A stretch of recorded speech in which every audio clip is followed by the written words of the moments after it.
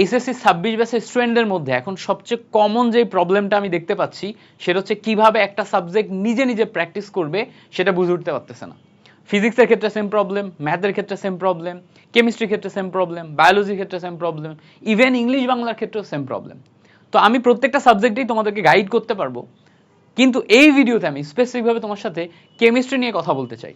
দেখো, যতই তুমি ক্লাস করো, যতই তুমি একা একা পড়াশোনা করো, প্রপার ওয়েতে প্র্যাকটিস না করলে, প্র্যাকটিস সম্পর্কে প্রপার ধারণা না থাকলে তুমি পরীক্ষার হলে যে তোমার 100% আউটপুটটা দিতে পারবে না। যেহেতু সামনে আমাদের মাত্র 1.5 মাস পর পরীক্ষা বা 2 মাসের কাছাকাছি সময় পরীক্ষা হবে, সো এই কম সময়ে প্র্যাকটিসটাই মেইন ইম্পর্ট্যান্ট। এই কম সময়ে পরীক্ষা সেন্ট্রিক পড়াশোনা ছাড়া শুধুমাত্র কনসেপ্ট সেন্ট্রিক পড়াশোনা কখনোই তোমাকে ভালো রেজাল্ট করাবে না। পরীক্ষার 2 মাস আগে এসে তো তোমাকে রেজাল্টের কথা চিন্তা করতেই হবে। সারা বছর তুমি পড়ো আর না পড়ো, পরীক্ষার 2 মাস আগে এসে রেজাল্টের কথা চিন্তা করতে হবে। সারা বছর তুমি কনসেপ্টের কথা চিন্তা করো, বেসিকের কথা চিন্তা করো, ডিপ আন্ডারস্ট্যান্ডিংয়ের কথা চিন্তা করো, বাট পরীক্ষার 2 মাস আগে এসে তোমার পরীক্ষার রেজাল্টের কথা চিন্তা করতে হবে। তো সেই ক্ষেত্রে practice one of the most important factor. এখানে কিভাবে ধরে ধরে লিখে লিখে প্র্যাকটিস করবা এটাতে ফোকাস করতে হবে। তো আমি খুব সংক্ষেপে তোমাকে কেমিস্ট্রির ব্যাপারটা বুঝাই দিব যে কেমিস্ট্রি তুমি কীভাবে পড়বা। কেমিস্ট্রি ধরে ফেলতে পারলে বাকি সাবজেক্টও তুমি প্র্যাকটিস করে ফেলতে পারবা। যদি এই টাইপের প্রত্যেকটা সাবজেক্ট আলাদা আলাদা স্ট্র্যাটেজি বা হ্যাক্সগুলো লাগে, সেটা তুমি আমাকে কমেন্টে জানাও যে ভাইয়া প্রত্যেকটা সাবজেক্টে আলাদা আলাদা স্ট্র্যাটেজি বা হ্যাক্স লাগবে, তাহলে আমি তোমাকে ইনশাল্লাহ আলাদা আলাদা ভিডিও দিয়ে প্রত্যেকটা সাবজেক্টে হেল্প করার চেষ্টা করব। প্রথমে আসি আমাদের কেমিস্ট্রিতে আমরা কিভাবে পড়ব। দেখো, কেমিস্ট্রিতে ঢালাওভাবে পড়াশোনা করা এবং টু দ্য পয়েন্টে কোশ্চেন সেন্ট্রিক প্র্যাকটিস না করা, এটা সবচেয়ে বড় বোকামির একটা জায়গা। তো শুরুতে আমি বলবো যে তুমি ওয়ান শট ক্লাস করো, অথবা তুমি বেসিক ক্লাস করো, কোনো প্লে লিস্ট করো, কিংবা হচ্ছে তোমার একাডেমিক যে সমস্ত ক্লাসেস এবং ক্লাস নোটগুলো আছে যেগুলাই আছে ওগুলা ব্যবহার করে তোমার প্রথম ধাপ হচ্ছে কনসেপ্ট আন্ডারস্ট্যান্ডিং। প্রথম ধাপ হচ্ছে কনসেপ্ট আন্ডারস্ট্যান্ডিং। কনসেপ্ট আন্ডারস্ট্যান্ডিং মানে হচ্ছে প্রত্যেকটা চ্যাপ্টারের টপিকগুলা সম্পর্কে একটা বেসিক ধারণা রাখা।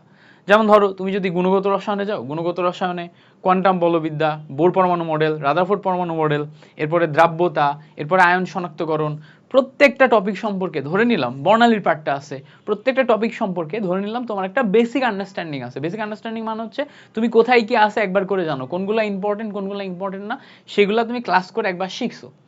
তো প্রথমে এই কনসেপ্ট আন্ডারস্ট্যান্ডিংটা তোমাকে ভালো মতো করতে হবে। কনসেপ্ট আন্ডারস্ট্যান্ডিং এর ক্ষেত্রে অনেকে দেখা যায় কি, সে সিকিউ এমসিকিউতে না যে এই কনসেপ্ট আন্ডারস্ট্যান্ডিংই বারবার ঘুরে ফিরে 3 4 5 6 7 8 এই কনসেপ্টেই পড়ে থাকে। ফলে দেখা যায় কি, ও কনসেপ্ট বারবার প্র্যাকটিস করায়, কনসেপ্ট বারবার প্র্যাকটিস করায়, পরীক্ষার হলে যে যখন সিকিউ ফেস করে, এমসিকিউ ফেস করে, সিকিউ এমসিকিউতে প্রপার আউটপুটটা দিতে পারে না। কারণ তুমি যখন কনসেপ্টে পড়ে থাকবা তখন তুমি বিশাল একটা কনসেপ্টের সাগরে থাকবা, টু দ্য পয়েন্টে ইম্পর্টেন্ট জায়গায় আসতে পারবা না। এই জন্য আমি সবসময় প্রেফার করি কনসেপ্ট তুমি কি করবা, একবার অথবা 2বার পড়বা।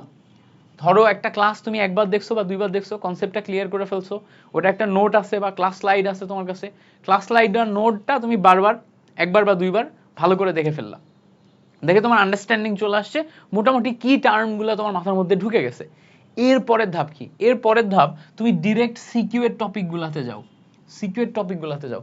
কনসেপ্ট আন্ডারস্ট্যান্ডিং ফুল চ্যাপ্টার শেষ, এবার তুমি কি করবা, ওই চ্যাপ্টার থেকে শুধুমাত্র সিকিউ যেই টপিকগুলোতে আসে ওই টপিকগুলোতে তুমি যাবা।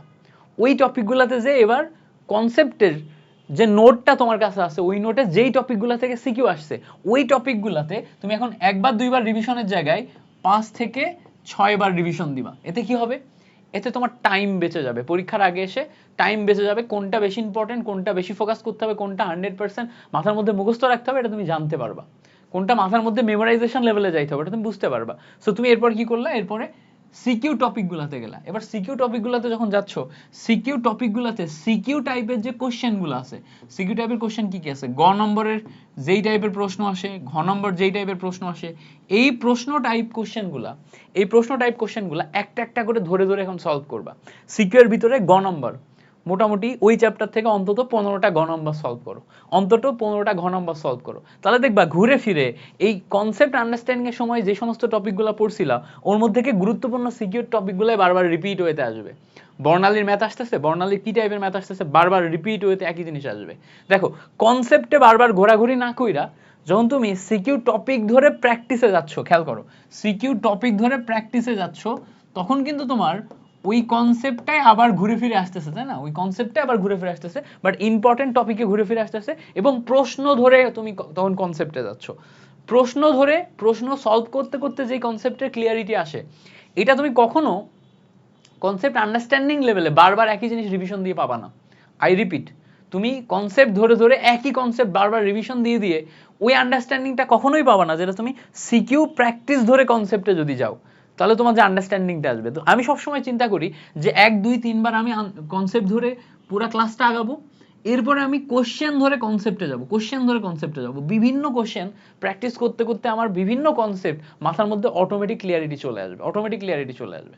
এবার তুমি বলবা ভাইয়া তাহলে এইভাবে গেলে শুধুমাত্র ইম্পর্টেন্ট টপিকগুলো কভার হচ্ছে, ফুল চ্যাপ্টার তো আমি কভার করতে পারতেছি না, যদি অনেক কঠিন প্রশ্ন করে তাহলে তো আমি বিপদে খেয়ে যাবো, বিপদে পড়ে যাবো, বাস খেয়ে যাবো। দেখো তখন ওই প্রবলেমের সমাধান হিসেবে আমাদের আসে হচ্ছে এমসিকিউ সলভ। কিভাবে? ধরে নিলাম কেমিস্ট্রির ক্ষেত্রে হাজারিনাক স্যারের যে বইটা আছে, হাজারিনাক স্যারের বইতে প্রত্যেকটা চ্যাপ্টারের শেষে একটা হিউজ অ্যামাউন্ট অফ এমসিকিউ আছে, তাই না? মৌলের পর্যাবৃত্ত ধর্ম 220টা এমসিকিউ আছে, গুণগত রসায়ন 180টা এমসিকিউ আছে, রাসায়নিক পরিবর্তন সেম 200 মতো এমসিকিউ আছে। এই 200 এমসিকিউ, এই 180 এমসিকিউ, এই 220 এমসিকিউ, এগুলা এই যে চ্যাপ্টারের কনসেপ্টের ভিতরে কোনগুলা কোনগুলা মেইন কনসেপ্ট, সব মেইন কনসেপ্ট থেকে এমসিকিউ গুলাকে কভার করে ফেলে, কভার করে ফেলে। ফলে তুমি হাজারি স্যারের এই 220 এমসিকিউ ব্যাখ্যা সহ প্রত্যেকটা ধরে ধরে ধরে ধরে প্র্যাকটিস করবে, এক একটা এমসিকিউ যতক্ষণ না তোমার মাথার ভিতর মেমোরাইজেশন হচ্ছে ততক্ষণ প্র্যাকটিস করো, এন্ড বারবার ফিরে ফিরে এসে পড়ো। এই এক অনুশীলনী 220 এমসিকিউ 3 বার 4 বার 5 বার ফিরে ফিরে এসে পড়ো, দেখবা তোমার মাথার ভিতরে অন্য লেভেলে গেঁথে যাবে। এবার এই এমসিকিউ গুলো সলভ করতে যে তুমি এই যে কনসেপ্ট আন্ডারস্ট্যান্ডিং পড়ছো না মেইন বই থেকে, মেইন বইয়ে কোথায় এইটা আছে, কোন লাইনে আছে, লাইনগুলো দাগায় দাগায় পড়ো, লাইনে চলে যাও। আবার বলি, এই জায়গা থেকে লাইনগুলো দাগায় দাগায় লাইনে চলে যাও, তখন দেখবা টোটাল কনসেপ্ট আন্ডারস্ট্যান্ডিং এর ভিতর থেকে অনেক লাইন চলে আসতেছে, অনেক ছোট ছোট লাইন চলে আসতেছে, যেগুলো এমসিকিউতে আসে। ওগুলাও কিন্তু এক একটা বেসিক, ওই বেসিকগুলোও কিন্তু তোমাকে ইনহেরেন্টলি আরো ক্যাপাবল তৈরি করতেছে, তোমাকে কিন্তু তোমার ভিতর থেকে একটা প্রবলেম সলভিং আন্ডারস্ট্যান্ডিং তৈরি করতেছে, তোমার বেসিক স্ট্রং করতেছে। সো তুমি কি করবা, মোটামুটি এইচএসসি পরীক্ষার আগে হাজারি স্যারের বইয়ে যে ফার্স্ট পেপারে মোটামুটি 700+ এমসিকিউ আছে, সেকেন্ড পেপারে 700+ এমসিকিউ আছে, এগুলো সলভ করে ফেলবা। এগুলো 3 বার 4 বার 5 বার সলভ করবা, এইচএসসিতে 25-এ 25 তুলতে পারবা, ফার্স্ট পার্ট সেকেন্ড পার্ট দুইটাতেই। আবার অ্যাডমিশনে যেও দেখবা ম্যাক্সিমাম কোশ্চেন এখান থেকে আসতেছে, মেডিকেলে, ভার্সিটি কতে, সব ধরনের অ্যাডমিশন টেস্টে। সো সর্বোচ্চ দিয়ে ট্রাই করবা এটা বারবার রিভিশন দিয়ে করতে। যদি এগুলার ব্যাখ্যাতে তুমি আটকে যাও, একটা সলভ একা একা করতে না পারো, তখন তুমি কি করবা, মিল্টন ভাইয়ার ক্লাসের হেল্প নিবা। কার ক্লাস? মিল্টন ভাইয়ার ক্লাস, আমার ক্লাসের হেল্প নিবা। হাজারি স্যারের ফুল বইটাকে আমি এক কোর্সে রেকর্ডেড ক্লাসে সলভ করাই দিছি, রেকর্ডেড ক্লাসে এক কোর্সে সলভ করাই দিছি মাত্র 250 টাকায়। আমি চাইলে 1500 এমসিকিউ 1000 টাকার উপরে কোর্স ফি রাখতে পারতাম, বাট আমার এখানে টার্গেট সব ব্যাচের স্টুডেন্ট যাতে খুব কম প্রাইসে এটা এনরোল করে এই ক্লাসগুলো হেল্প নিয়ে কেমিস্ট্রি এমসিকিউতে 25-এ 25 তুলতে পারে, তোমাদেরকে সার্ভ করার জন্য। ঠিক আছে? তাহলে কি করবা, হাজারি স্যারের মেইন বইয়ের এমসিকিউ একা একা সলভ করবা। যদি একা একা সব করতে পারো আমার এই কোর্সের দরকার নেই, বাট যদি কোথাও আটকে যাও, হেল্প লাগে, তাহলে দ্রুত, হাতে যেহেতু সময় কম, এই কোর্সে 250 টাকা দিয়ে এনরোল করে ক্লাসগুলো দেখে A to Z সলভ করে দেন ওকে প্র্যাকটিস করো, 3 বার 4 বার 5 বার রিভিশন দাও। সো এইভাবে তুমি কি করতে পারো, কনসেপ্ট আন্ডারস্ট্যান্ডিং, মেইন টপিকে যাওয়া, এরপরে এমসিকিউতে ফোকাস করা। এভাবে প্র্যাকটিস করলে দেখবা যে কেমিস্ট্রিতে ফুল বই তোমার নখদর্পণে থাকা লাগবে না, ফুল বই নখদর্পণে না থেকেও তুমি 90-95 মার্ক তুলে ফেলতে পারবা।